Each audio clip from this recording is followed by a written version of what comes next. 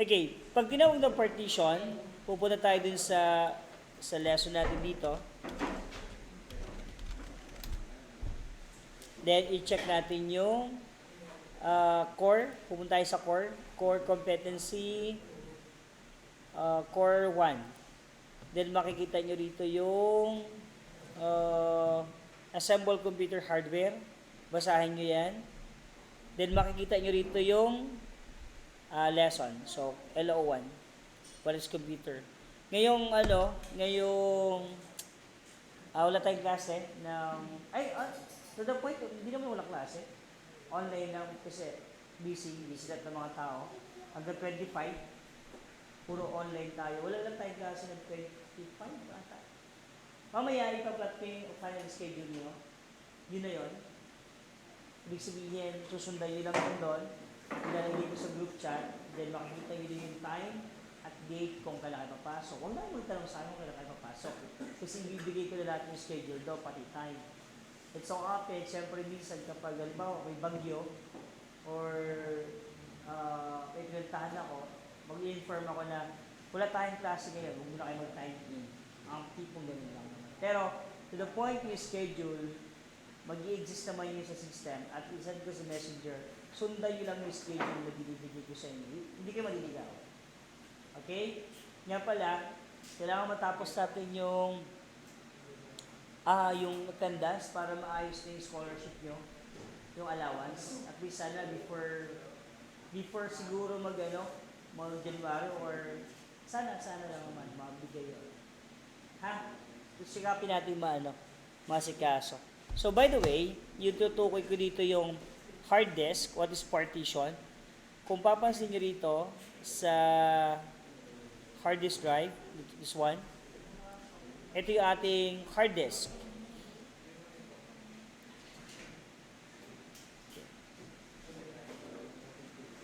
Okay. Nandiyan sa system natin yung hard disk natin, which is dito nakalagay yung ating file or storage. So, ang tawag dyan is volatile na storage device. Tandaan nyo ito, ang tawag dito ay storage device. Okay? Yan yung pawala na actually ito, pawala na to. So, yung hard disk, it's legacy type na storage na kung saan existing pa siya, pero malapit na siyang, gumarahe. Parang floppy disk. Alam niyo floppy disk? Have you heard floppy disk? So, pupunta ako sa computerhope.com. Computer Hope, ito yung free na dictionary na ginagamit ko. Oh, nice Then, type nyo dito na floppy lang. Okay. Yung floppy disk, ganito tsura niya. Floppy disk. Ito. I don't know kung familiar kayo dyan. So, hanap pa tayo ng images. Ba't nasa UK ako? Floppy disk. Okay. Yung floppy disk, yun yung old type ng storage. Kung papansin, ganda siya. I don't know kung makatatay niyo siguro. Nabutan niya. Pero kayo, hindi na. Ako kasi nung high school yun yung gamit namin. Hulaan niyo kung gano'ng kalaki space yan. It's 1.44 MB. Thanks po. MB, not GB. Not gigabytes. It's 1.44 megabytes. Ako na, naging mo ngayon doon, no? Kahit cheat-sheet ng Dota, parang di ata pwede. O cheat-sheet ng Okay, that's 1.44 MB. So, eto naman, hard disk, umaabot siya ng 4,000, I think. Kasi lang hindi na siya ganun ginagamit niya. Ang ginagamit na ngayon yung tinatawag na M.2. So, M.2. This one, M.2. Please, read nyo yan. Maraming information dyan. Basahin nyo lang yan. By the way, hindi ko naman kayo tatanggalin sa system. As long as nagbabayad ako ng website ko, dun sa storage ko, hindi kayo mawawala dun sa dollar.com. Kung gusto nyo balikin yung lesson, it's up to you. Okay. Yung M.2, it's something like ito yung kanyang, where are you? Picture this one. Yan. So, ito SSD, solid state drive. Ito M.2. Palit siya ng palit na. So, yung gamit ko sa laptop ko, naka M.2 ako dito. By the way, nandito yung M.2 ni Dindol po sa akin. Kasi laptop niya. So, ito, it's a storage device to. Dito memory, it's M.2. Yan, ito na yung hard disk niya. Baklasin ko ba? Sige, para makita niyo.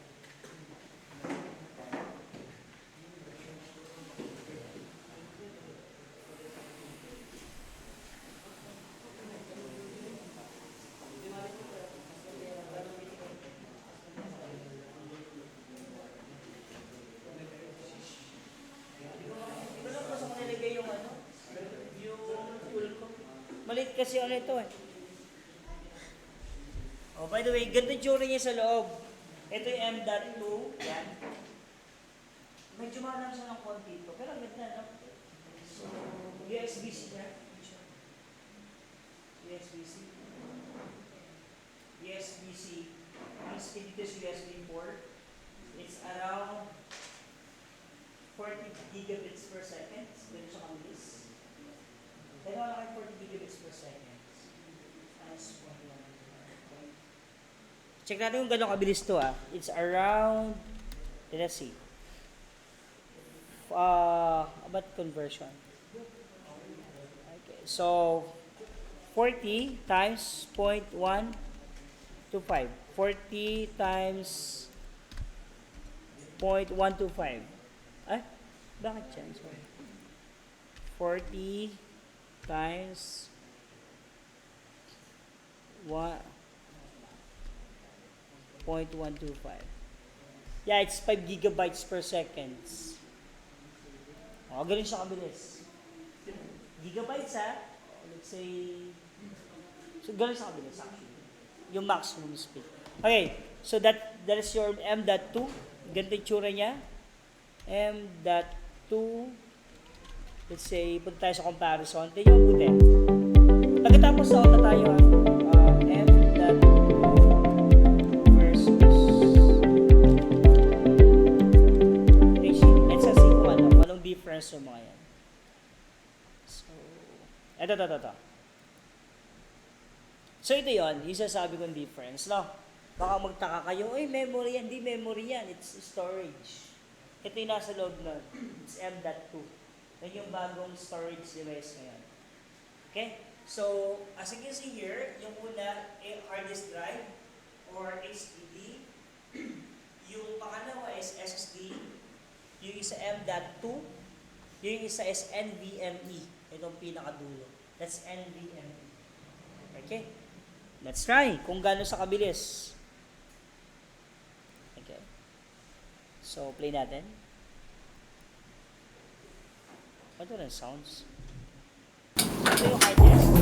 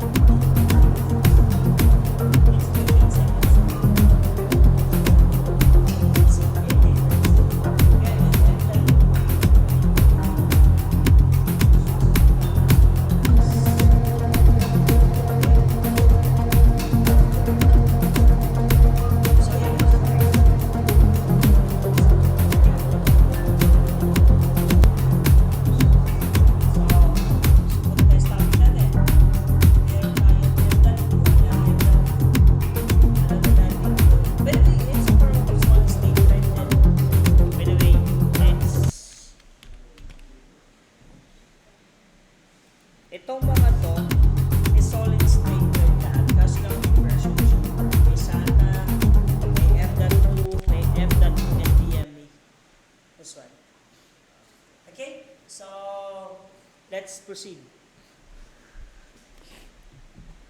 Now, balik tayo sa klase. Pag nag-install tayo ng nag-install tayo sa computer o let's say ng operating system. Okay. Sige lang ha.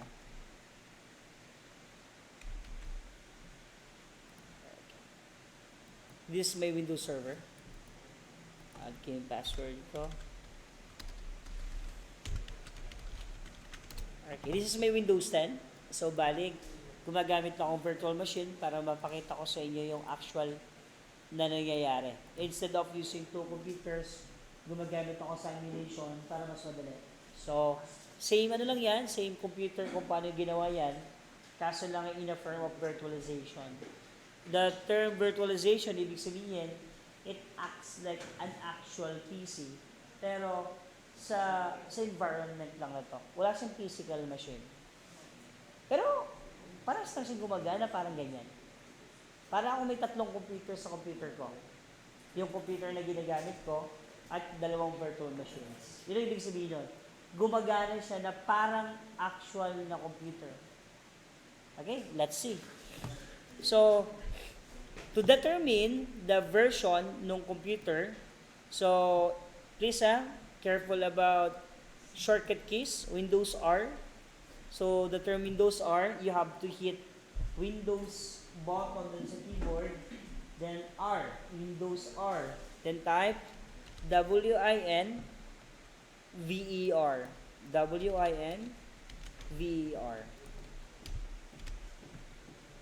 Okay? So, WinVer. Then as you can see, makikita niyo yung version ng computer na ginagamit nyo. Same thing with other computer. So, pupunta ako dito. Windows R. Type ko WinVer. So, that's it. Pag tinanong ng assessor, anong computer name mo, anong computer version mo dyan? Makikita mo dito. Windows 10. Yung build niya, version 10.0, build 1040. So, very important yun sa system. So, specific dapat kayo. Sa Windows Server naman, ang ginagamit natin is build 6.3. By the way, may Windows Server 2025 na. Compatible yun dyan sa mga Windows 11 na bago. Yung bago mga computer, hindi tumatanggap ng lumang version ng operating system naman. Puro bago na lahat. Hindi na pwedeng Windows 10 dyan. Hindi na gumagana Windows 10 dyan sa bago. Kaya Windows 11 gagamitin niya dyan. Okay, by the way, let's proceed. Okay, so pagkatapos mag-install, anong ginagawa? Ito yung mga ginagawa. Una, alamin mo yung version ng computer mo. Pangalawa, i-change mo yung computer name mo. Pinaka-importante yun, no? So, click mo to, File. Then, as you can see here, lalabas tong, ang tawag dito is Window. So, Explorer to. Then, right-click ka dito sa this PC. Then, Properties. So, makikita dito yung information. Ito yung information ng computer ko. Ito ginagamit ko. So, same thing with Windows 10. Pupunta ka dito or just simply press Windows E. Windows E. Okay? That's a shortcut for Explorer. Windows E. So, makikita mo dito yung this PC. Ayan. Properties. Please take downloads para pagbalik nyo sa by Monday, hindi ko na ito tuturo. Alam ng estudyante ko dati na hindi ako nag-uulit ng klase. Pag discuss ko na, okay na yan. Kaya ang gagawin nyo, reviewin itong video. Pagdating sa Monday, alam nyo yung gagawin nyo. Okay? So, properties. Ayaw. Ayan. So, that's it. How to change computer name? Click change setting. Then, change ito. Okay. Not this one. Huwag kayo gagawa dito. Huwag kayo mag-change ito. Okay. Kadalasan, that's only description. Huwag yun i-configure yan. It's just only description. Description lang yan. So, gagawin nyo, click mo itong change. Then, Let's say banana. Banana? Balana. Okay. That's the computer name. Our group puts. So, okay.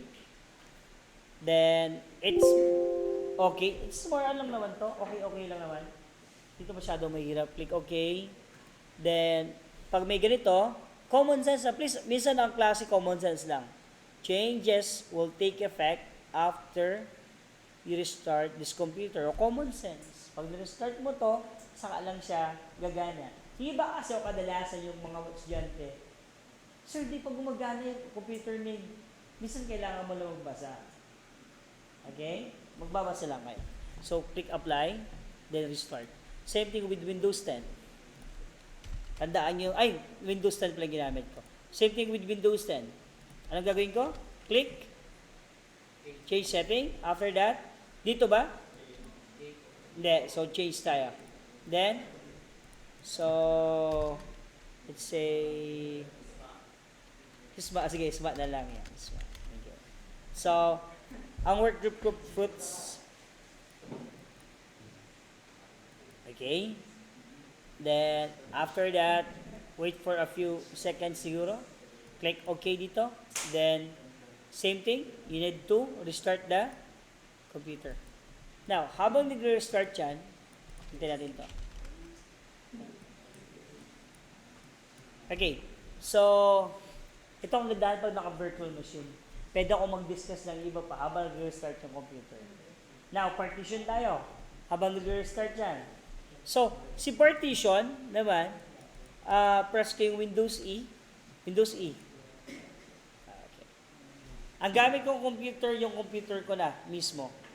Hindi na ako naka-virtual machine.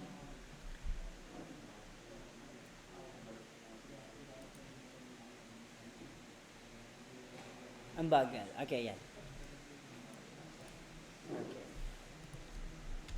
Kung papansinin nyo dito sa this PC, ayan, sa tagiliran lagi, sa navigation page sa tagiliran, makikita nyo dyan yung this PC, local disk C, sa network. Now, para makita nyo yung properties in this PC, click nyo lang yan. Or should I say items pala, sorry. Yung mga items sa loob niyan, ang bagal naman, bakit nag-aangata? Sige ha. Okay, sorry. Oh, ayan. Nakikita nyo yan? Pag-click mo yung this PC, so, saan ako? Yan, this PC, lalabas to. Yung local disk C na yan, yan yung operating system natin naka-save or nakalagay. Nakita yung icon? Kung may icon? Na Windows icon? Ibig sabihin, dyan naka-save yung ating operating system. So, ang gusto ko mangyari, maglagay ako separate dito na hard disk. This is your hard disk, tama? Or, sorry, it's SSD. SSD. Sir, paano malamang SSD yan? Okay. Bago tayo pumunta sa partition, paano malamang SSD to? Pag nag-Windows R, take note the command. By the way, puro pala shortcut key to. Kaya, take downloads kayo or review yung video, please ha. Review the video para hindi kayo mga pa sa susunod. So, dev mgmt.msc. So, para malaman kung ano ang device na ginagamit mo, ginagagamitin mo, click OK. And after that, lalabas yung device manager. Medyo may pitik siya ng lag. Okay. Ito yung device manager naman. Okay? So, sa device manager, makikita nyo dito yung mga naka-installed na hardware. By the way, huwag nyo muna isipin yung iba. Doon muna tayo sa ginagawa natin. Paano mo malaman na SSD or M.2 yung ginagamit mo? Ito yun, no? Click mo yung disk drive. Then, makikita mo doon, Kingston SSD. Nakita nyo? So, doon mo makikita.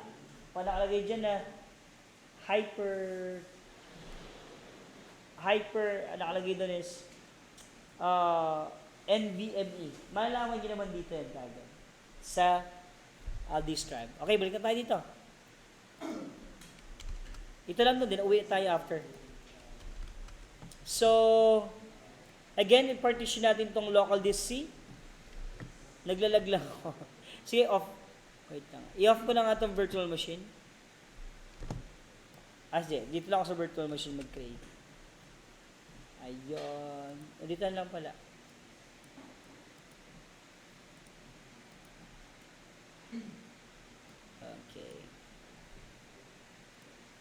Okay. Dito ako sa aking virtual machine. Sa virtual machine ko, tinan nyo buti. Ilan yung hard disk ng virtual machine ko? Around 50, right? 49.5. So, eto hayaan nyo lang yan. Ito yung installer ko kasi. Hahatiin natin dyan. Para ba maglalagay tayo ng isa pang hard disk? Pero hindi siya physical. Logical, or let's say, virtual lang. That's the partition. Ibig sabihin, let's say, ito yung hard disk ko, physical, ito yung hard disk ko. Although naka-SSD yan, ito hard disk ko. Ito yung hard disk natin. Ano yung partition? Let's say hard disk ko, ito yung storage, right? Ang storage ito is 500 gig. Ang gagawin ko, instead of buying separate hard disk, hatiin ko na lang to. Huwag mo lalagariin, syempre.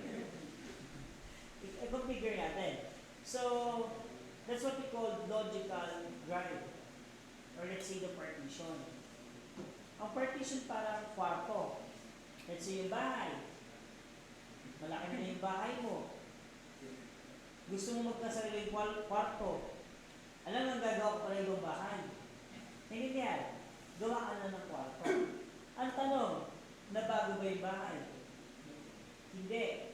Yung size ito, 500 gig pa rin. Yun lang, mamahati siya.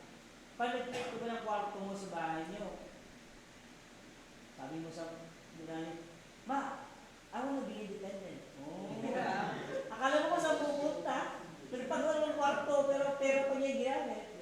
So, I wanna be independent, pero kasi mama mo pa rin sa akin, gano'n. Anyway, sumunod tayo dito. Hatiin mo to.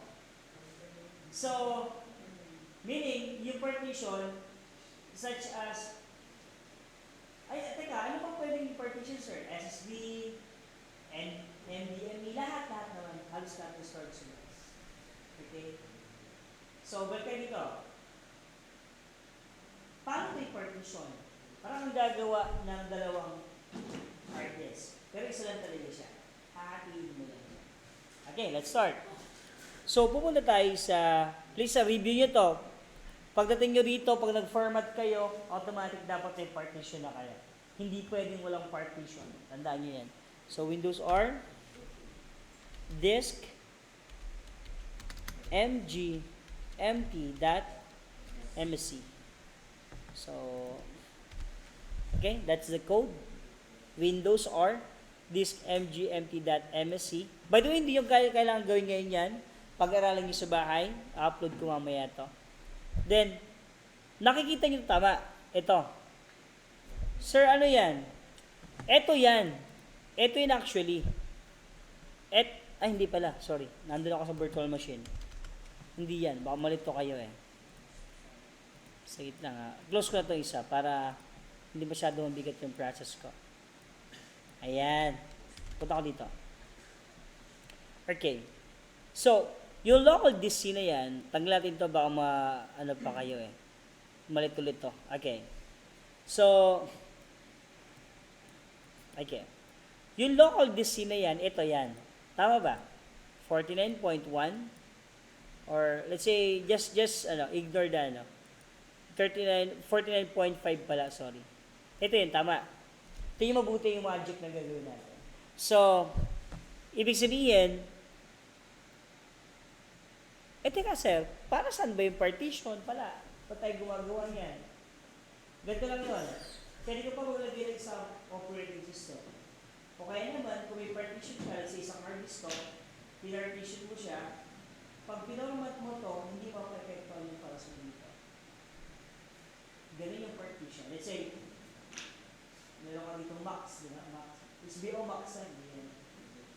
Basta, HBO Max to. Mga video kaya. Dinownload ko sa yun. So, ang gagawin mo, nag-create ka ng partition dedicated dun sa files. Tama ba? So, pag nag-create ka ng partition dedicated sa files, kapag pinalmat mo tong C, yung local disk C, hindi ka mag-format kahit nasa isang hard disk nila. Para sa may separate hard disk. Kaso naman, hindi enough yung pera mo, kaya pinapartition mo siya. Cost cutting this ito actually, yung partition. Pero kung mayaman ng boss mo, bilhin mo ang hard disk. Pero yun lang, mas maganda kasi yung partitioning kung konti yung budget. Let's say, gano'n lang. Okay? So, balik tayo dito. Now, kung papagawas na natin dito yung pretty gig yan, so hatiin natin to. So, paano? So, yung local disk C, click mo lang yan. Right click. Shrink volume. Okay. Please, review nyo itong video. Recording ba? Nag-record ka lang kung hindi nag-record eh. So, shrink. Discuss, no? Ulitin ko na naman to. So, shrink volume. Now, maglo-load yung query. Yan. So, sabi dito, ilan pa yung pwedeng mahati? So, ang total sessions 50. So, 23 daw yung pwede nating ihati. So, nasa inyo yun, kung gusto nyo isagad yung ganon. Pero lang, smart to tantiometer lang to. Tansya lang. Sa assessment ko si ganito. Let's say, ang partition is 60-40. Let's say, 50 yan. Ilan yung 30% yan? Ha? 15. Tama? Ilan?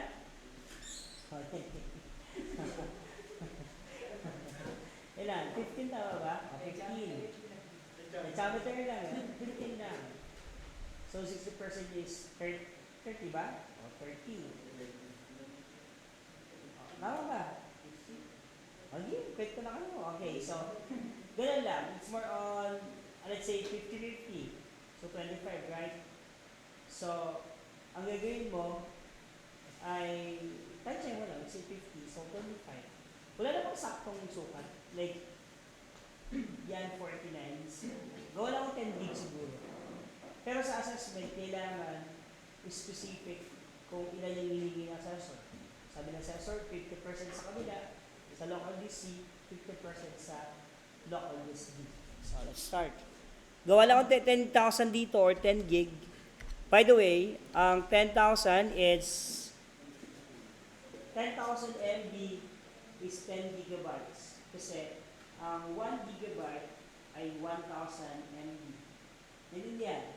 So, kaya naging 10,000 MB yan kasi na-convert yung megabytes sa gigabytes. Tandaan nyo, 1 byte is 8 bits. 1 kilobyte is 1,000 bytes. 1 megabyte is 1,000 kilobytes. Ano sunod? 1 gigabyte is 1,000 megabytes. 1 terabyte is 1,000 gigabytes. So, petabytes sunod. Hindi na. Doon tayo sa mga totohanan measurement. Meron pa exabyte, petabytes. So, hanggang din naman tayo sa terabytes. Yung pala kasi ginagamit sa real world. Okay? So, 10,000 tayo dito. Shrink ko siya. Then after that, kung papansinin nyo, nabawasan na tama. Pero wala pa isang partition. So, gagawin mo dito, unallocated space. Ibig sabihin yan, naandyan yung hard disk pero hindi pa siya pwedeng gamitin. Ika nga ay hindi pa siya na-initialize. Okay? So, right-click ka lang dito. Then, new, simple volume. Then, click mo yung next. It's a matter of next naman to. Next. Then, next. Then, let's say, backup. Backup file. Backup. So, perform quick formatting. Pag di mo ito chinek, common sense lang, matagal mag-format yan. So, by the way, enable file and folder compressing. Ito yung Hindi naman kailangan itong ano, i-check. Yan yung, para bang yung magtitipid na space. I give you example. Sino ko yung unan? Unan yung sa unan. Yung unan ba pag binili mo, malaking gano'n? Di ba, naka-vacuum yun? Yun ang klase sample compressor. Yung pa rin yung data, lumilit yung space kasi kino-compress. Ganun gumagana yung compression ng tao.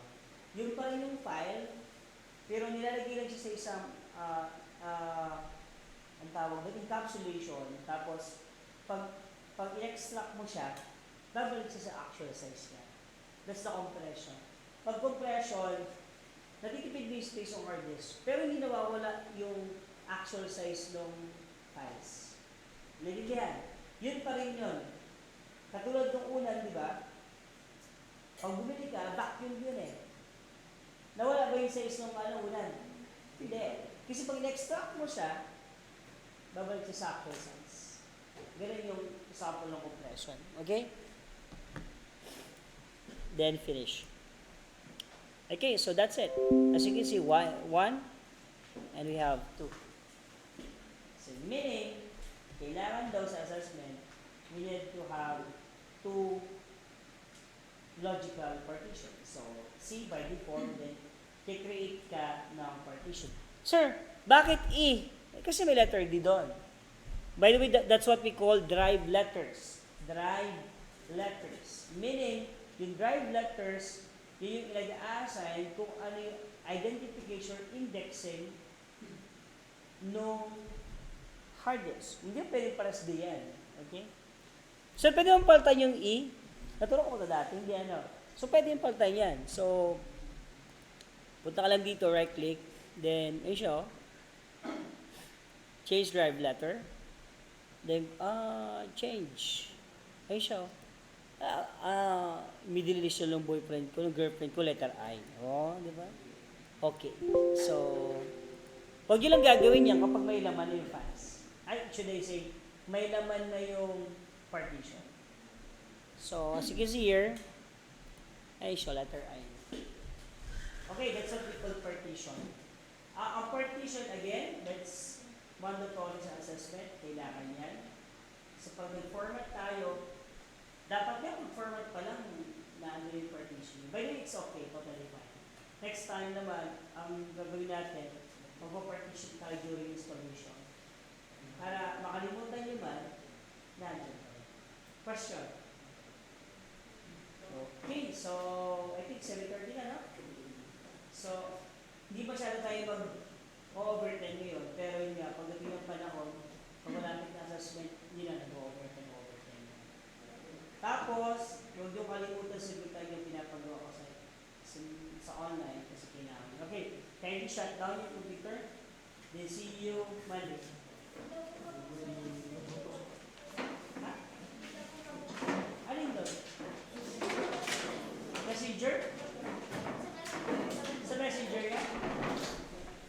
Kindly turn off computer, lahat. Then bye-bye. Huwag ka nang tulugan ha, pag tulog ako.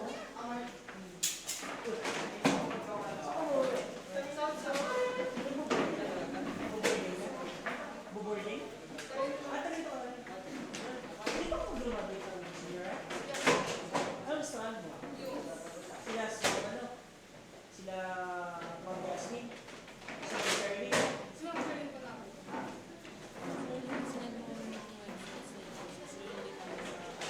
Alin? Di, yun din yung sa golearn.com. Ay, sige na, stop ko lang to.